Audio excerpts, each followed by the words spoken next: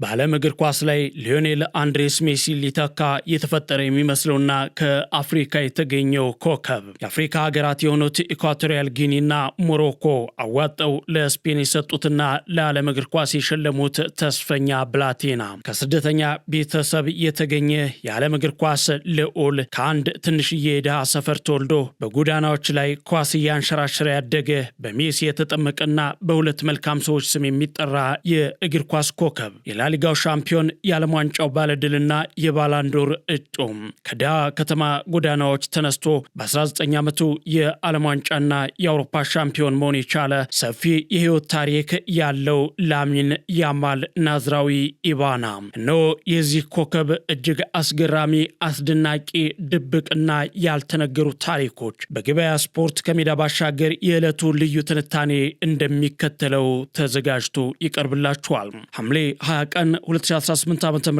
ዕለተ ሰኞ ፕሮግራሙን አዘጋጅቼ ማቀርብላችሁ መኮንን አልማው ነኝ። እስከ መጨረሻው ድረስ አብራችሁን ትቆዩ ዘንድ በአክብሮት ጋበዝኩ። ከሜዳው ባሻገር improvised a quite delicious finish.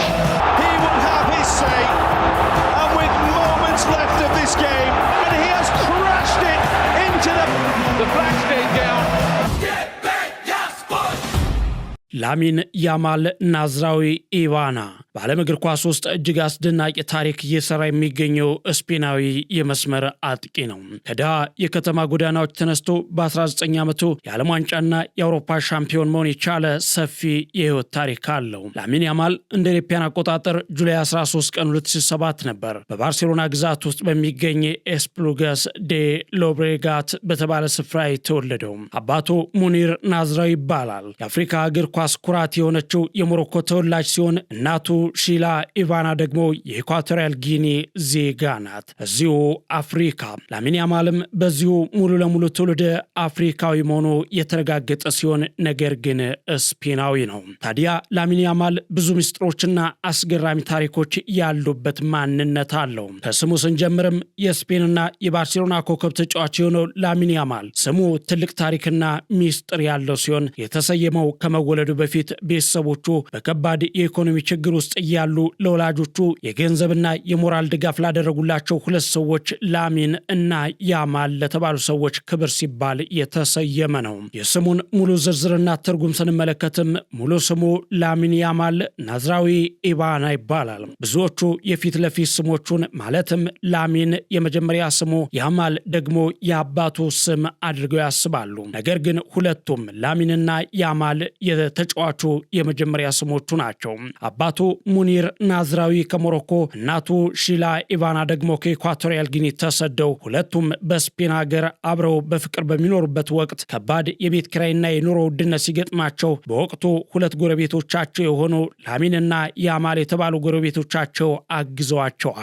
በዚሁ ጊዜ ነው የላሚን ያማል ወላጆች የረዷቸውን ሰዎች ውለታ ለማስታወስ ወደፊት ወንድ ልጅ ከወለዱ የልጃቸውን ስም በረዷቸው ጓደኛሞች ስም ለመሰየም ቃል የገቡት። በዚህም ወላጆች ወንድ ልጅ ከወለዱ በስማቸው እንደሚሰይሙ ቃል በመግባታቸው ያንኑ ቃል አክብረው ልጃቸውን ላሚን ያማል አሉት። የስሙ ስያሜ ትርጉምም ላሚን የሚለው ከአረብኛው አላሚን የተገኘ ሲሆን ትርጉሙም ታማኝ ማለት ነው። ያማል ማለት ደግሞ ጀማል ከሚለው ቃል የመጣ ሲሆን ውበት የሚል ትርጉምም ይሰጣል። የስሙን ስያሜና ታሪክ የሚጽፉና የሚገልጹ ሰዎችም ወላጆቹ በከፍተኛ የኢኮኖሚ ችግር ውስጥ በነበሩበት ወቅት ላሚንና ያማል የተባሉ ሁለት የቅርብ ጓደኛሞች ወይም ጎረቤቶቻቸው በገንዘብ ስለረዷቸው ያንን ውለታ ለመመለስ ሕፃኑን በሁለቱ ጓደኛሞች ስም ሰየሙት በማለት ይገልጻሉ። ነገር ግን እኒህ ወላጆች እሱ የ3 ዓመት ሕፃን እያለ የተለያዩ ሲሆን ላሚን ያደገው ደግሞ ፎካ ፎንዳ በተባለ የድሆች ሰፈር ውስጥ ነው። እግር ኳስን የለመደው በዚሁ ሰፈር አስፓልት ላይ ከሱ ከሚበልጡት ልጆች ጋር በመጫወት ሲሆን ይህም ፍርሃት አልባና ፈጣን እንዲሆን አድርጎታል።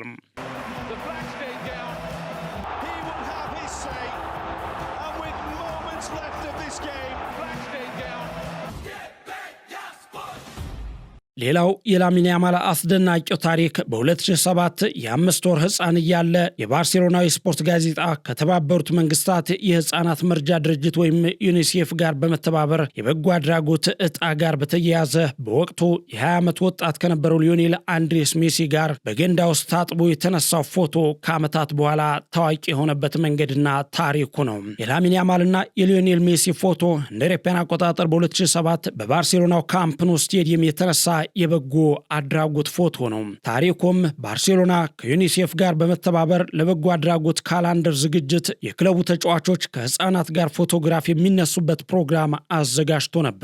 የላሚን ያማል ቤተሰቦች በወጣው ሎተሪ ዕጣ ተመርጠውም ነበር። በወቅቱም የ20 ዓመት ወጣትና በስራው ገና እያደገ የነበረው ሊዮኔል አንድሬስ ሜሲ ገና የ5 ወር ጨቅላ ከነበረው ላሚን ያማል ጋር ለመጀመሪያ ጊዜ ተገናኘ። የአሶሺየትድ ፕሬስ ፎቶግራፍ አንሺ የነበረው ጆአን ሞንፎርት በወቅቱ ሜሲ በጣም አይናፋር እንደነበረና ህፃኑን እንዴት መያዝ እንዳለበት ግራ ተጋብቶ እንደነበረ አስታውሰዋል። ህፃኑን ለማግባባትና ሁለቱም ተጫዋቾች እንዲገናኙ ፎቶግራፍ አንሺው የጎማ ዳክዬ በመጠቀም ሜሲ ላሚንን ገላውን በሚያጥብበት ሰዓት ታሪካዊውን ፎቶ ሊያነሳ ችሏል። ፎቶም ለረጅም ጊዜ በቤተሰብ መዝገብ ውስጥ ተደብቆ የቆየ ሲሆን እንደ አውሮፓውያን አቆጣጠር በ2024 የላሚን ያማል አባት ሙኒር ናዝራዊ በራሱ የኢንስታግራም ገጽ ላይ የሁለት ባለታሪኮች ጅማሮ በሚል ርዕስ ሲለቀው ዓለምን አስደምሞ እጅግ አነጋጋሪ ሆኗል። ይህ ጉዳይም ከሰሞኑኑ አርጀንቲና ከስፔን የዓለም ዋንጫ ፍጻሜ ጨዋታ ላይ እጅግ ትኩረት የሳበና ገበያ ስፖርትም ብዙ ታሪኮችን እያወጣ እያወረደ ወደ እናንተ ያደረሰው ጉዳይ ነው። ታዲያ ላሚን ያማል ከልጅነት ታሪኩ ጅማሮ ያለውንና ወደ እግር ኳስ የመጣበትን ጉዞ ስንመለከት ተጫዋቹ በ7 ዓመቱ በባርሴሎና ስካውቶች ተመልካችነት የዓለማችን ምርጥ ወደሆነው የባርሴሎና ወጣቶች ማሰልጠኛ ላማሲያ ፕሮጀክት ገባ።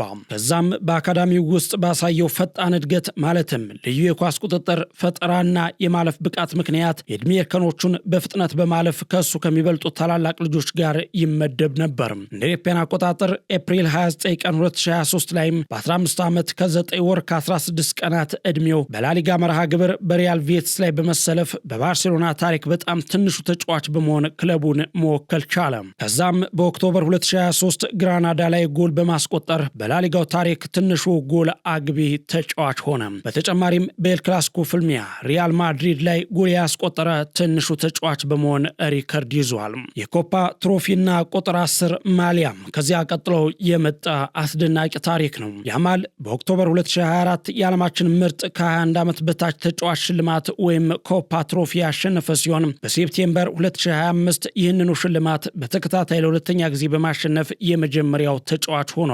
በዚህም ባርሴሎና ለ2025-26 የውድድር ዘመን ታሪካዊውን የሊዮኔል አንድሬስ ሜሲን ቁጥር 10 ማሊያ ሊሰጠው ችሏል።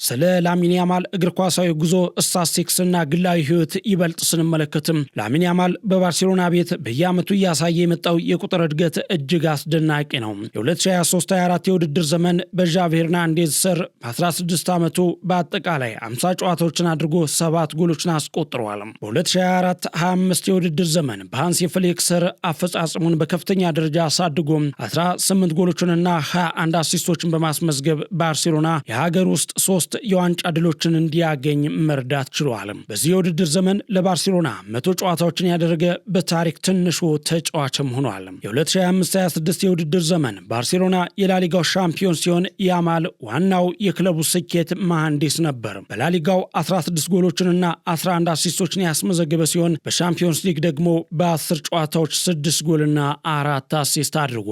የብሔራዊ ቡድኑን ታሪክ ስንመለከትም ስፔን ዩሮ 2024 ቀዳሚው ስኬት ነበር። ላሚን ያማል በ16 ዓመቱ ስፔንን በመወከል በአውሮፓ ዋንጫ ታሪክ ትንሹ ተጫዋችና ጎል አስቆጣሪ መሆን ችሏል። በፈረንሳይ ላይ ያገባት ድንቅ ጎልም አይረሴ ነች። ስፔን ዋንጫውን እንድታነሳ ትልቅ አስተዋጽኦ በማድረጉ የውድድሩ ምርጥ ወጣት ተጫዋች ተብሎም መመረጥ ችሏል። የ2026 ዓለም ዋንጫ ሌላው ጣሪያ የነካው የላሚን ያማል ስኬት ነው። በቅርቡ በተጠናቀቀው 23ኛው የ2026 ዓለም ዋንጫ ላይ ላሚን ያማል የስፔን ብሔራዊ ቡድንን በመሪነት ማገልገል ችሏል። በውድድሩ መጀመሪያ ላይ ጉዳት ቢኖርበትም በግማሽ ፍጻሜ ፈረንሳይን 2-0 እንዲሁም በታላቁ የፍጻሜ ጨዋታ አርጀንቲናን 1-0 በሆነ ውጤት አሸንፈው ዋንጫውን እንዲያነሱ ረድቷል። በዚህም አዲስ የታሪክ ምዕራፍ ከፍቷል። በ19 ዓመት ከ6 ቀናት ዕድሜው የዓለም ዋንጫንና የአውሮፓ ዋንጫን ማሸነፍ የቻለ በእግር ኳስ ታሪክ የመጀመሪያው ታዳጊም መሆን ችሏል። ሌላው የወቅታዊ ሁኔታና የሰፈር ፍቅር ጉዳይ ደግሞ ሌላኛው የተጫዋቹ መልክ ነው። ላሚን ያማል በአሁኑ ወቅት የባርሴሎናና የስፔን ብሔራዊ ቡድን የማይተካ የፊት መስመር ተጫዋች ነው። ጎል በሚያስቆጥርበት ጊዜ ሁልጊዜም በጣቶቹ 304 የሚል ምልክት ያሳያል። ይህ ቁጥር ያደገበት የሮካፎንዳ ሰፈር የፖስታ ኮድ ወይም 08304 የመጨረሻዎቹ አሃዞች ሲሆኑ ይህም የትም ቢደርስ የጀመረበትን ድሃ ማህበረሰብና ትንሽዬ መንደር ፈጽሞ እንደማይረሳ የሚያስታውስበት ልዩ መገለጫው ነው። የባህል ብዝሃነትና የማንነት ኩራት የመጫወቻ ጫማው ሚስጥር ደግሞ ሌላው ታሪክ ነው። ያማል በስፔን ተወልዶ ቢያድግም ለአፍሪካዊ ማንነቱ ትልቅ ክብር አለው። በሚጫወትባቸው ማናቸውም ጫማዎች ላይ የአባቱን ሀገር የሞሮኮንና የእናቱን ሀገር የኢኳቶሪያል ጊኒን ሰንደቅ ዓላማዎች አስቀርጾ ይጫወታል። የቤተሰብ ፍቅርም ምን ያህል በልቡ እንደጸና የሚያሳይ በርካታ መረጃና ማሳያዎች አሉ።